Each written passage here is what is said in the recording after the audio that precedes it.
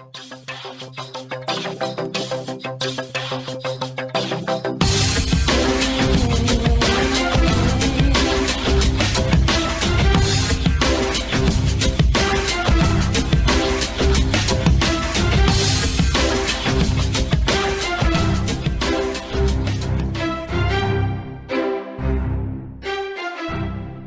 everyone, welcome back to the CareerMetis Podcast. This is your host, Nisar Ahmed.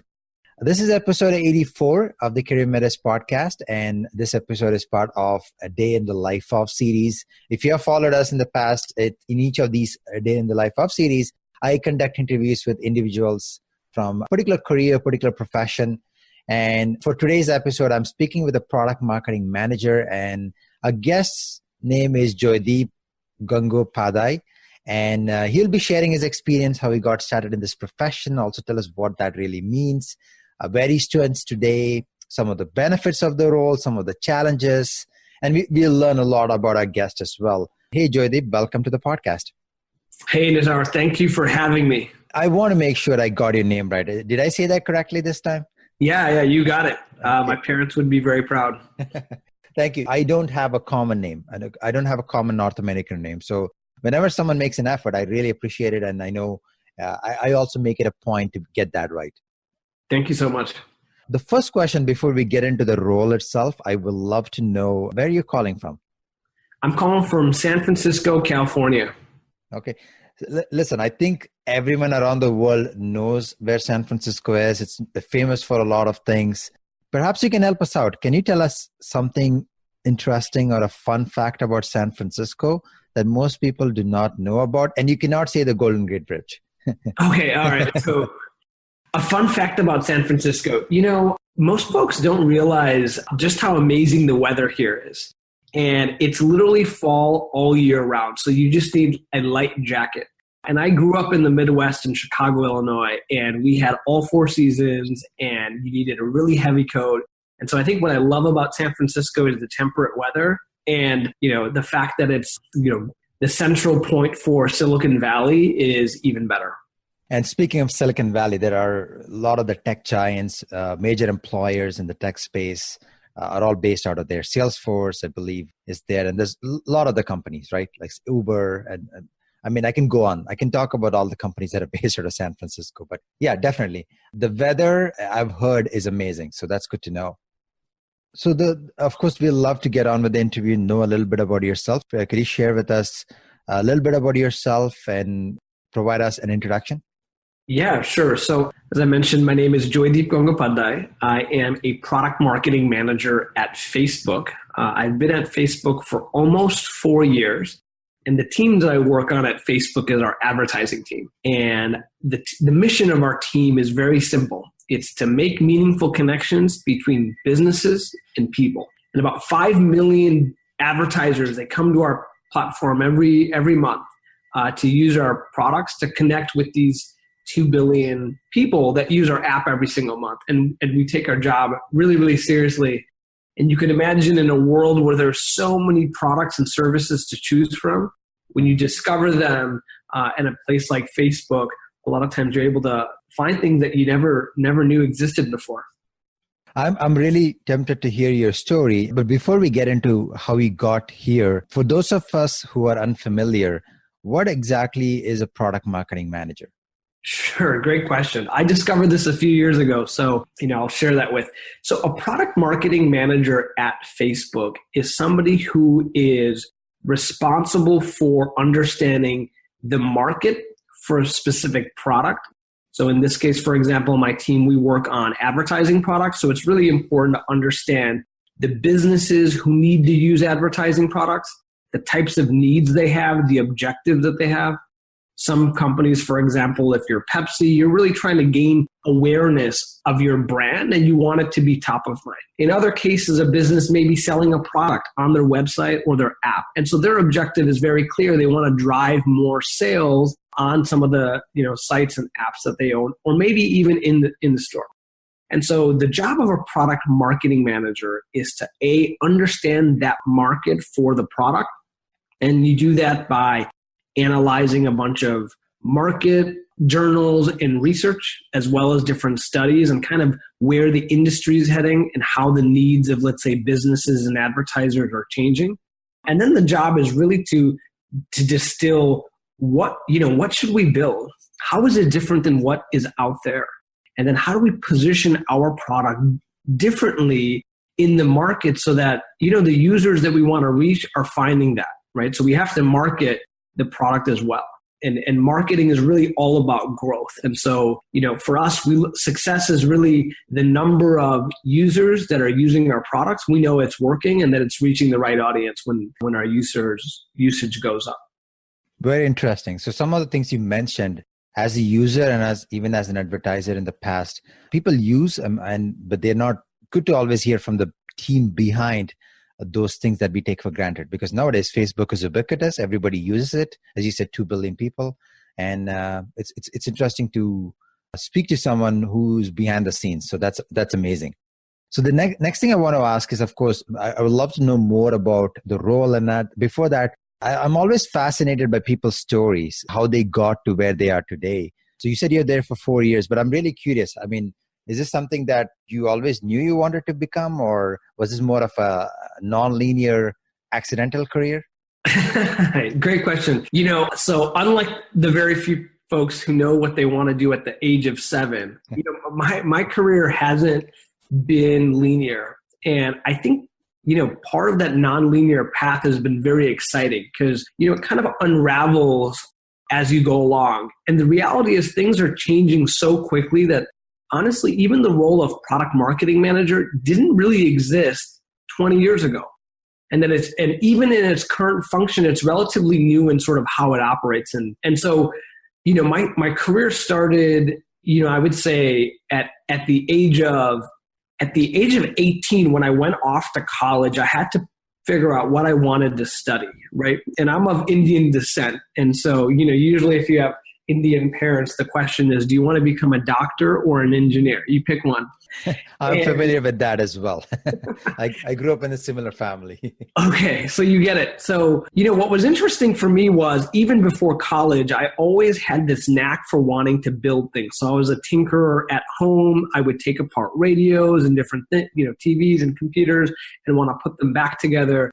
So when I went off to college, I knew I wanted to study something that resulted in kind of building and engineering. And so there was a few different options. My dad was an engineer, not surprisingly. My grandfathers were engineers. So I come from kind of an engineering lineage, and it's just in the DNA and what I like to do. And so in looking at that point at how this was 19, not to date myself, but 1999 was when I was going off to college. And at this time, you could see what was the early formings of the internet. And I remember very clearly one of the first classes that I took as a freshman at college was a web development and software engineering class. And when I built sort of my first site and published it, at that point, I knew exactly how big the internet could be. And you could see just how powerful of a tool it was in connecting people. And at that time, I pretty much decided that I wanted to study computer science and go down the path of software engineering. Very interesting. And so you took something that like a skill set or interest, and you found out what was trending in the market. And then you're fortunate to connect all the dots together. And you sound like you're very excited about what you do as well. So that's always a great thing. And to be honest, looking back in hindsight, all of those dots connect very well. But at the time, of course, there was a lot of sort of uncertainty, right? And so what I knew was I loved tinkering, and I knew that this new thing called the internet, had the potential of being pretty big. So, I decided to point my career in that direction. And so after I graduated from college, I spent a few years actually at the Chicago Board of Education building software for the school system. And at that time, and even today, education was one of those sectors where everybody cared about, right? Regardless of your political background. However, there was very little technology investments in the space. And so, I found myself working there and building one of the first student information systems for one of the largest school districts at the time. I learned a ton. There was a bunch of things that we did really, really well. There's a bunch of things that we didn't do well, and we kind of learned along the way. And at that point, I think in my career when I was building software for the school districts, I started off as an engineer, and I quickly decided to go down the path of being a software test lead. And at the time, I'd actually never considered being a software test lead, but there was something inside of me that always was curious about the bigger picture. What were we building, right? As an engineer, sometimes what happens is you are just simply building a module, a component of a larger system. And I was always interested in that larger system. And so my career, starting from a software engineer, I quickly moved into being a software test lead, where I got to see the end-to-end software and how it worked from a user standpoint. And our job was very simple: test the software and find bugs before users did, and make sure that the product is stable. And so that was one of my first jobs out of college. And it was at the time when I looked around at other people who I felt were really leading the charge in terms of the software development process. And I realized that most of the folks that I admired had a graduate degree. And so that got me thinking to say, okay, great. I've learned this so far. If I were to go to graduate school and retool, what could I do potentially next? And so one of the guys who I really looked up to at the time, Dennis Tillman, he was a management consultant who was consulting for the Chicago School District. And I just loved everything about the way he operated. He was very smart, very well read. He had a really high business acumen as well as technical aptitude. And I just really resonated with him and kind of, wanted to model myself off of him. And so what I did was I applied to graduate school and, was fortunate enough to get into Carnegie Mellon University, which is where I got my master's in information systems and management. And that sort of took my career in a completely different trajectory after grad school. And surprisingly, you'll believe, or you won't believe, after I graduated from school, I went to go work for, guess which consulting firm? The exact same one that Dennis Tillman worked at. Because I loved the work that they were doing, and I felt like that consulting firm was really unique.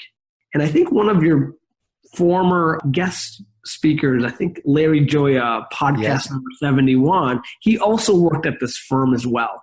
And when I met folks like Larry, like Dennis, I could just tell they were cut from a different cloth, and a lot of what I wanted to do was to model, that type of capability. And so after graduate school, that led me down a management consultant path that I did for about 3-4 years. Originally at Diamond Technology and Management Consultants, and that small firm that I worked for, we did so well, we were so unique that PricewaterhouseCoopers ended up acquiring us in 2011 or 2010, I believe.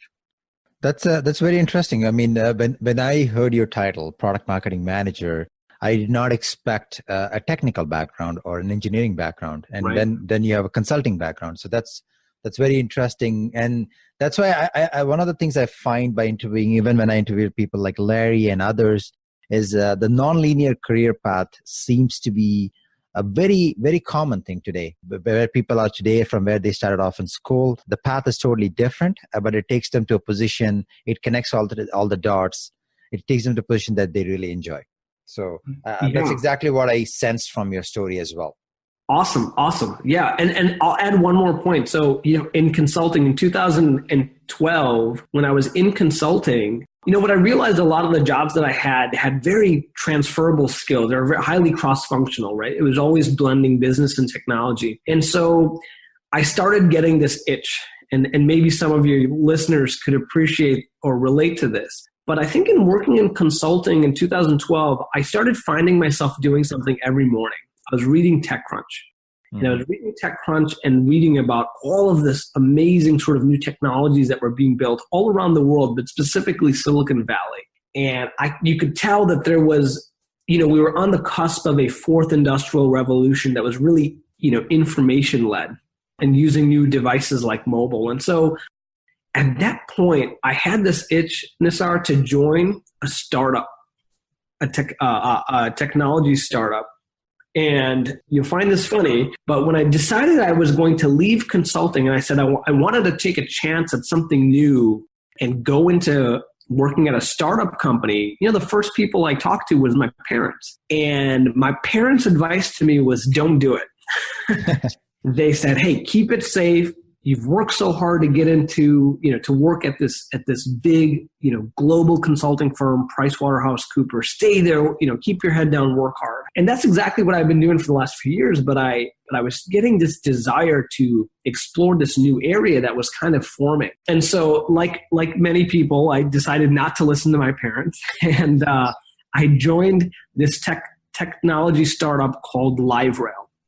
And we were a video monetization platform that helped, different companies like ABC, NBC, Hulu, that were growing a tremendous amount of viewers online to help them deliver ads that were targeted online. I knew nothing about ads, by the way, when I applied to the company.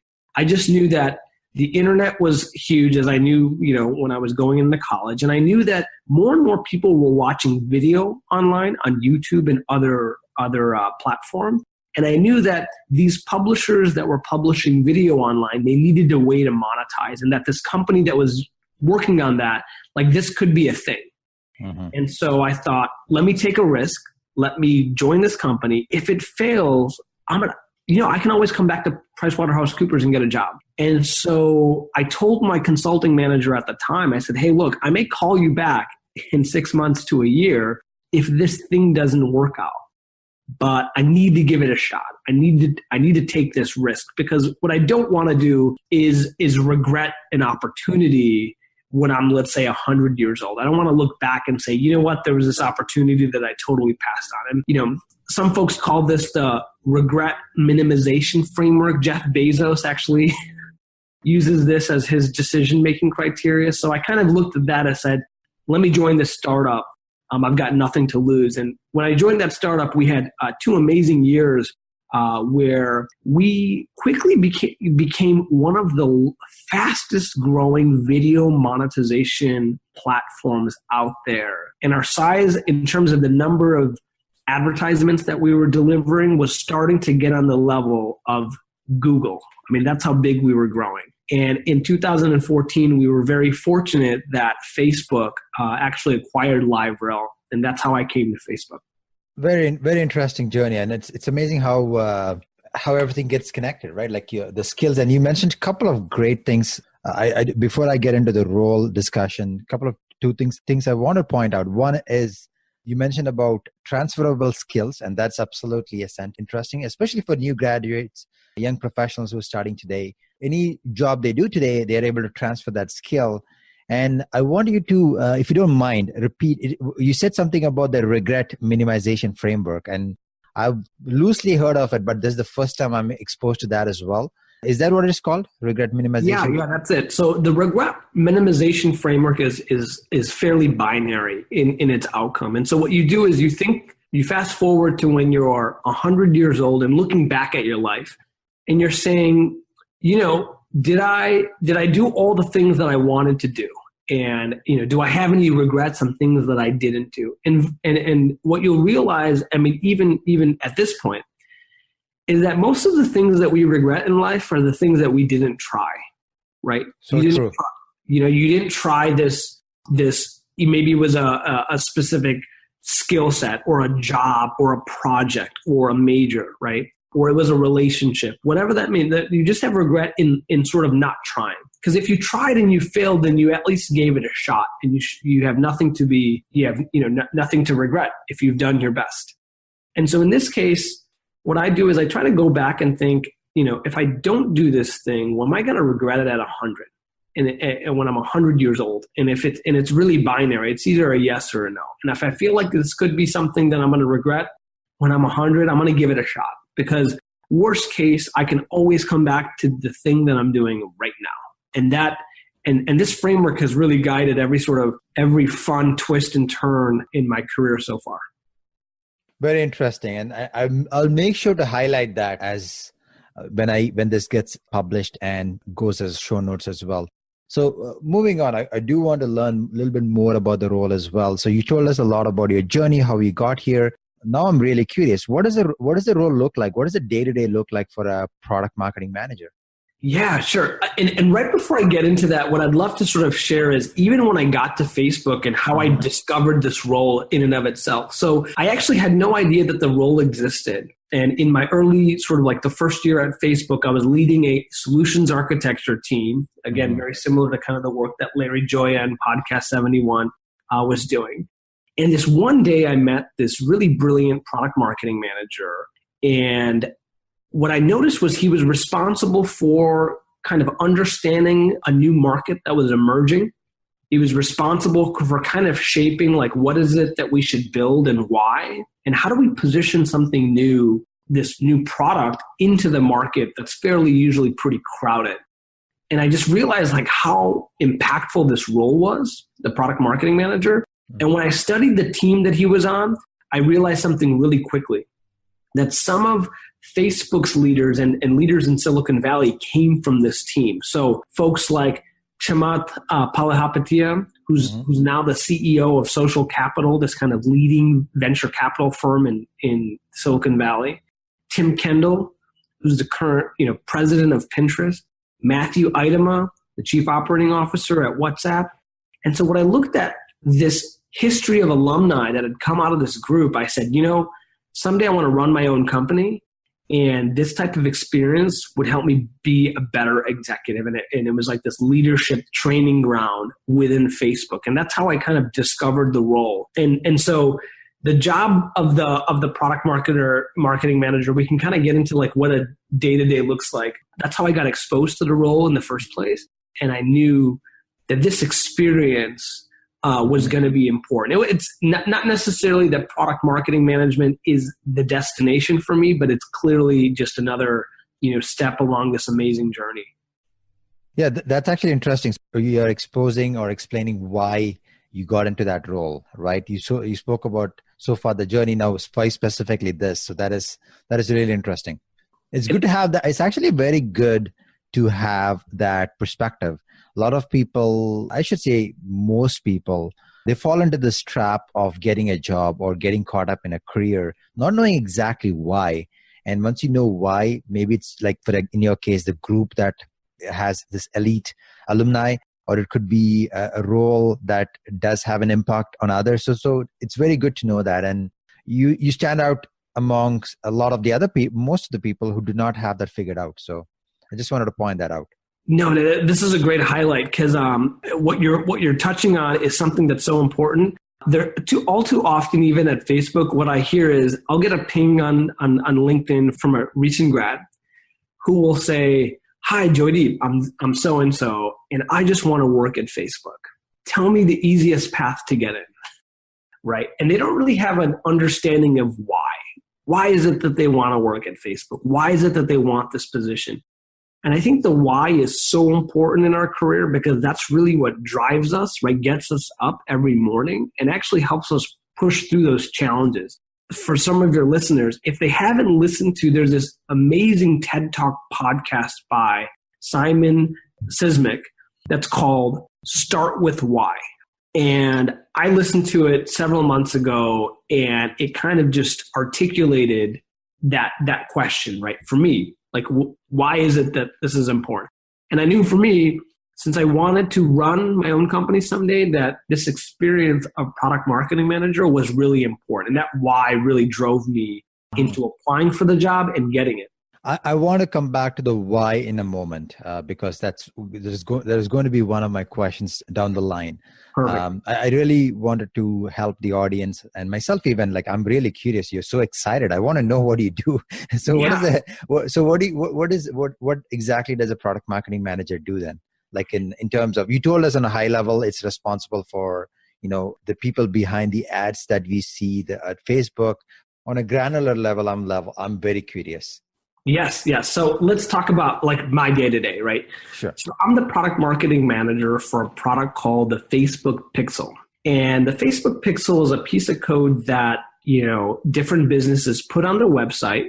And they tell Facebook pretty much every time a person either views a product, searches for it, or buys it. And the reason this is really, really important is because these are effectively a set of signals that the business uses to retarget folks, let's say, that is visited their website and searched for red shoes. And now, the business, thanks to our product, the Facebook Pixel, can now retarget everybody who's looked at red shoes, right? They could optimize an ad to say, I want folks to buy more red shoes. So, Facebook, I'm going to share with you when a person purchases a product like red shoes so that you can find me other people that are similar to them, right? That may be interested in buying red shoes. And the other reason this is really important is because if you come to Facebook and you spend, let's say, $10 on ads, what you want to make sure is that you're measuring the effectiveness of the ad. So that $10, how many actually sales, conversions, and purchases did you get? Did that lead to 10? Did it lead to 100 purchases, right? And that's how you measure the effectiveness of the ads on Facebook. And so for me, what a day-to-day looks like, and I can actually start, while there's no day that's the same, I try to start my day off exactly the same way. And so since my job, is to understand and have a pulse on the market, right? Meaning, what are advertisers looking to do today? What are some of the new trends that are emerging in online advertising? And you can imagine advertising, as I mentioned before, our mission is to connect people, right? Businesses and people. Well, you have to first start by looking at where do people spend time? Well, people spend a lot of time on Facebook, right? They spend a lot of time on their mobile devices.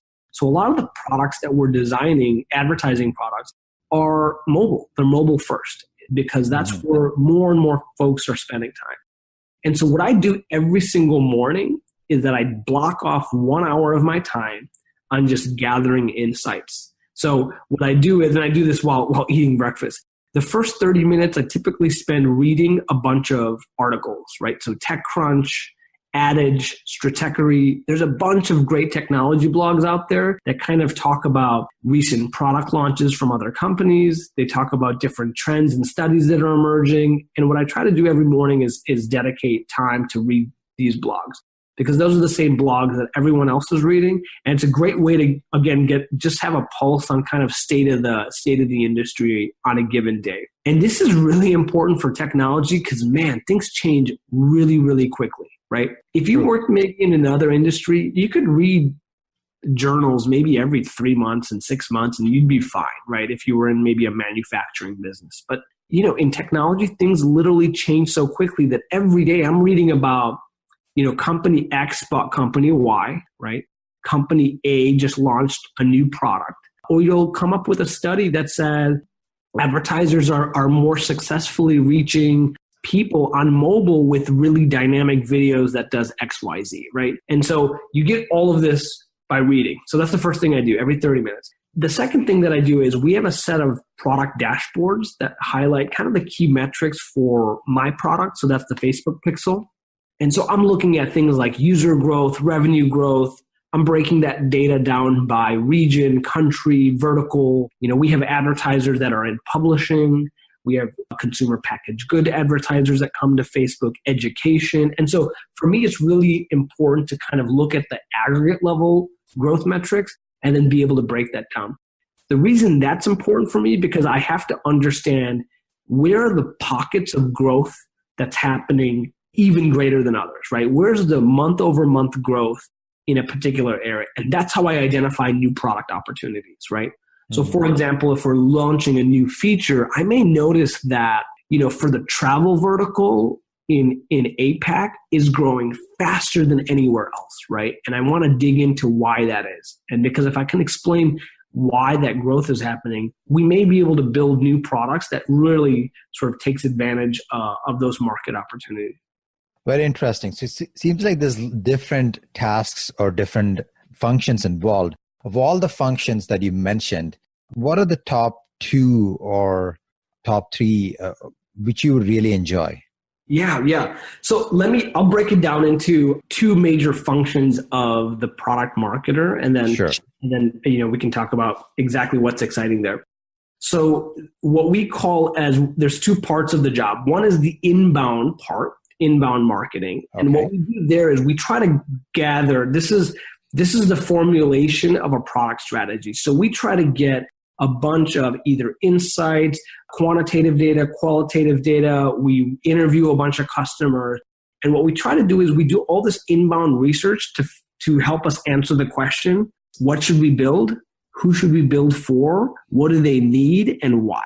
Right? It's really to answer some of those basic fundamental questions. And so, as I mentioned, the beginning of my day is really spent on reading and looking at dashboards, a lot of times talking to our sales teams, our customers, and really gathering all of those inputs.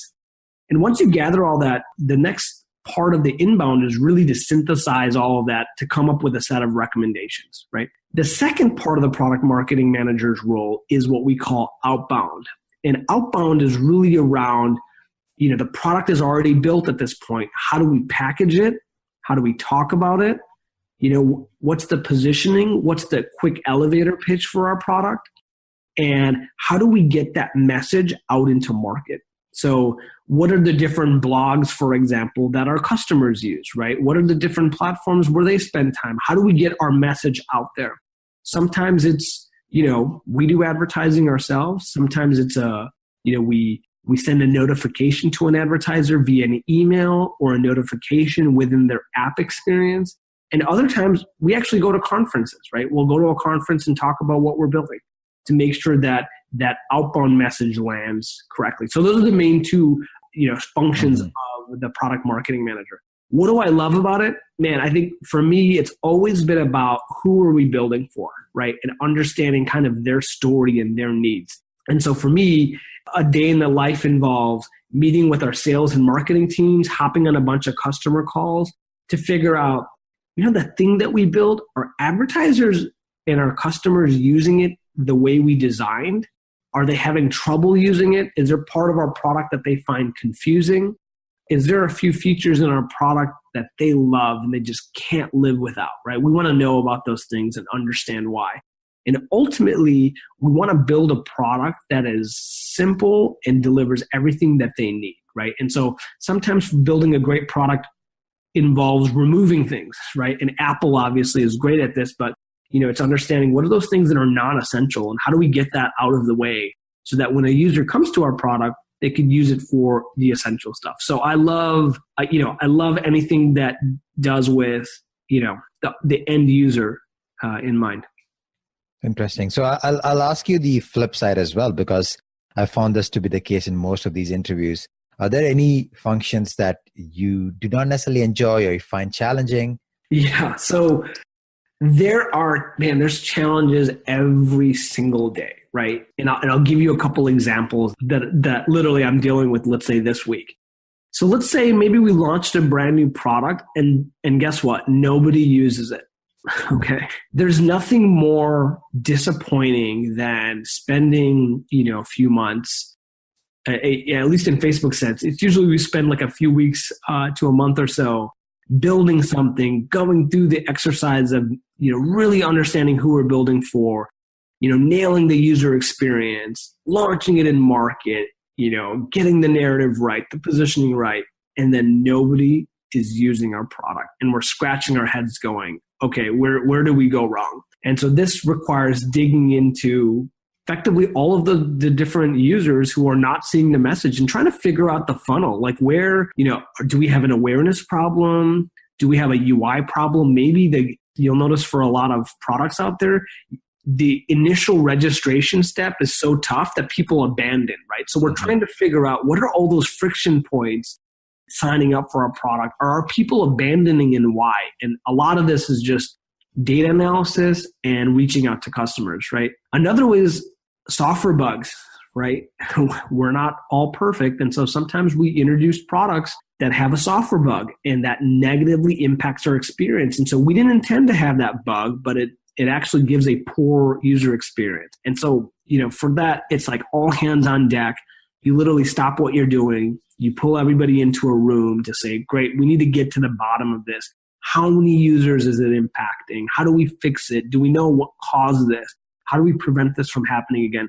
These are sort of the types of challenges that come up on a day-to-day basis. But Nisar, in the last few years, I've actually looked at these challenges a little bit differently. And I think I've realized that challenges, if you can get through them, end up making you stronger at the end, right? And so when these challenges come up, I just look at them as growth opportunities to say, okay, great, all hands on deck, let's figure this out. And that's where leadership usually emerges from, right? Where things are not going well, there's a fire. Most people run away from fires, but if you run towards it, you can actually be, sort of, the savior at the end and kind of like help bring things back together. And so there's great leadership opportunity and challenges. Wow. So I love the reframe of how you look at challenges into a learning opportunity, a growth opportunity. And that is, I think, reminds me of a book I read by Carol Dweck called Mindset. It talks about fixed mindset versus growth mindset. Yes. And I highly recommend it. So that's exactly what it reminded me. So that's a great reframe of situations, what you did there. Now, I want to go back, Joydeep, to the question I think you brought up a good point. You mentioned that people reach out to you and ask you, how do I get a job for this role? So I want to ask you that question as well. So someone new out there everyone can hear your passion and excitement, and they listen to this and say, you know what, I want to do something similar to what Joydeep is doing. So what do you say to them? How does one become a product marketing manager? Yeah, awesome. Great question. So I think what I first ask people is to really dig in and do some reflection and ask yourself, like, why that role is interesting to you and why does it matter, right? And sometimes it's interesting because it allows you to flex your strengths. In other cases, it may be interesting because it allows you to grow in maybe an area that you're not so great at, but you need to if you want to be that sort of that future leader vision of yourself. And so what I usually recommend is sort of answer those questions, like ask yourself those questions, be really, really honest with yourself, and then take a look at your existing resume and see how you can position it given kind of the day-to-day roles and expectations for the role, right? So for example, let's start with a brand new grad. What I usually tell them is, if you really want to be a product marketing manager, don't just take a class on marketing in school, but take on a side project where you're getting to flex those muscles. And then apply for the role, highlight that experience, network, find if you know somebody who works at Facebook. So usually when someone's pinging me on LinkedIn, I appreciate the hustle. I honestly really do. I appreciate that they're trying to network and they're trying to figure out a way to get a job at Facebook. Because if you just apply to a job on Facebook on the career site, the probability of a response is relatively low. If you network with someone, it's going to be higher. Now, if this person gives you a little bit of insight into the role, into what it takes, you can now not only position yourself, you can also position your resume, right? That way. And you may identify that there's maybe a critical ingredient that's missing, right? For you to be a product marketing manager. Like there's a function of the role that is really required and you just don't have that skill set. That's fine, right? But identify that, and maybe you can take on a side project with your friends, nights and weekends, where you get to flex that muscle and develop it. And then when you apply it, you can actually explain that to the interviewer to say, look, this is an area I want to grow at. And here, guess what? I started doing it on nights and weekends. And before you know it, a lot of times these individuals start flexing those PMM muscles at their current job or program that they're in, right? So yeah, that's my recommendation for anybody who's wanting to become a product marketing manager at any company, including Facebook. Is a degree or a certification required for this position? Great question. It is. So typically a bachelor's degree is at a minimum required. The bachelor's degree doesn't have to be in a specific major, but business, marketing, technology, they tend to be the most common. The other thing is, I will say, at a majority of the team, particularly at Facebook, they have MBAs. Now myself, for example, I don't have an MBA, but I have a master's in information systems. And so some level of advanced degree does put you in an advantage situation. So at a minimum, you should have a bachelor's degree in either business, marketing, or technology. And then if you have an MBA or a master's, that just gives you a little bit of a leg up on the role. Interesting. Okay. And what does an ideal career path look like? So once, let's say someone today is a product marketing manager, where can this path take them? Yeah, great question. This is one that I'm still sort of figuring out and learning as I go. But when I look at some of the folks, as I mentioned before, that came out of this program, there's no limitation on the types of roles that you can do, but the most common ones are you can be the co-founder and CEO of your own company, right? Because you're experienced in kind of the product strategy and go-to-market, a lot of folks end up being chief operating officers at different places, right? Because if the company that they work at is a software company, it's important to kind of know both sides. Obviously, as I mentioned, Tim Kendall, for example, is the president of Pinterest. So, having an understanding of advertising, particularly in kind of the world that we live in today, is a very valuable skill to have. And so, I think the sky's the limits in terms of where you can go. For me personally, some of the roles that interest me are, being a partner at a venture capital firm, being the CEO of my own company, being, head of monetization at a big tech company or an executive. Those are the types of roles that I'm sort of looking towards in my career. Not sure exactly how my career path is going to unwind next, but I'm looking forward to where it goes. Sounds very exciting. Looks like the possibilities are endless for someone in this role. Yeah, absolutely. And you're really just learning the fundamental of kind of the business side of a software company, right? That's sort of in the crux of what it is. The sales, the marketing, the operations, the strategy, and so the chief operating officer is probably the most, essential career path, but you can see that the chief operating officer of Apple, formerly Tim Cook, is now the CEO, right? Right. And so, it really trains you to be that, the next generation business leader at a tech company. Interesting. So, Joydeep, we are coming towards the end of our interview. I know you shared a lot of amazing ideas. On top of talking about the role, you also shared some amazing career advice, which I'll make sure to highlight as when this goes out live. Before we wrap up, any final words, any piece of advice you would like to give the audience? Yeah, I'll share with the audience a quote, and it's kind of become my mantra, but it was a quote that Peter Thiel, who's kind of a legendary, Silicon Valley titan, gave to Mark Zuckerberg about business, but I sort of apply it for my career. And the advice is this: the biggest career risk is not taking any risks. And this is something that I live, sort of every single day. And so a lot of times what your listeners will realize is they may be presented with an opportunity that really scares them, right? And that they're not sure that they're going to do well. And there's a lot of fear there. But if they can face that fear head on and take that risk, what they'll do is they'll learn a ton in the process, even if they end up failing. Because at the end, failing is really just learning, right? And a lot of some of the greats have failed and learned and built great businesses afterwards, right? So the biggest career risk is not taking any risks. That's my takeaway. I love that advice. It's like, it's not a career. I don't just look at it as a career advice. It's a life advice if you think about it. So that is a great way to wrap up. Thank you, Joydeep. This has been an amazing interview. I enjoyed it. I learned a lot, and I'm sure the audience will do that as well. They'll learn a lot as well. So thanks for being a guest and sharing your story and your insights. Awesome. Thank you very much for the opportunity. Thanks, folks, for listening to yet another episode of the CareerMetis Podcast. I have written a brief summary of the interview as part of a blog post, and you can find that on CareerMetis.com. If you enjoyed this episode and also learned something new, feel free to post a comment or review. And if you really, really loved it, please go ahead and share it among your network. Until next time, this is Nisar Ahmed, your host for the CareerMetis Podcast. Thank you.